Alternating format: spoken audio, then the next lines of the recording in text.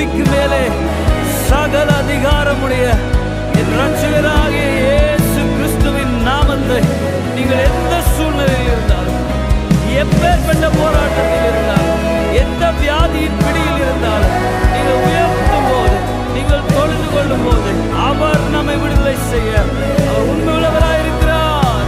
சேர்ந்து பாடுவோம். இயேசுவே உம் நாமமே உயரணும். அல்லேலூயா. இயேசுவே உம் நாமமே பெருகணும். அல்லேலூயா. உங்க நாமம் உயரணும், இன்று மேன்மை அடையணும், பாடுவேன்.